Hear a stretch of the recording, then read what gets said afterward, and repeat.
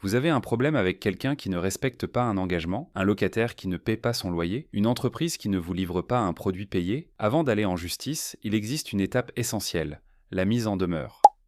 La mise en demeure est un courrier officiel par lequel vous demandez à une personne ou une entreprise d'exécuter une obligation sous peine de poursuite. C'est une dernière chance avant d'engager une action en justice. En France, c'est l'article 1344 du Code civil qui régit la mise en demeure. Il indique qu'une personne reçoit officiellement une demande écrite pour respecter son engagement, par exemple payer une somme due ou livrer un service promis.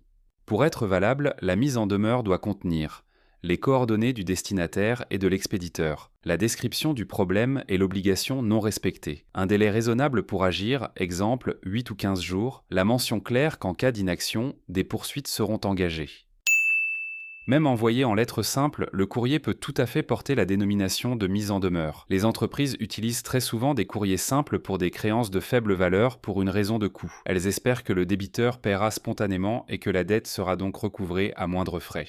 Il est toutefois conseillé d'envoyer la mise en demeure par lettre recommandée avec accusé de réception pour prouver son envoi. Si elle est envoyée par lettre simple, vous n'aurez aucune preuve si l'affaire est, par exemple, portée en justice. Dès réception, la personne mise en demeure est officiellement informée de son obligation. Si elle ne réagit pas, cela peut justifier une action devant un tribunal. Que vous soyez consommateur ou chef d'entreprise, la mise en demeure est une étape clé pour faire valoir vos droits et obtenir ce qui vous est dû.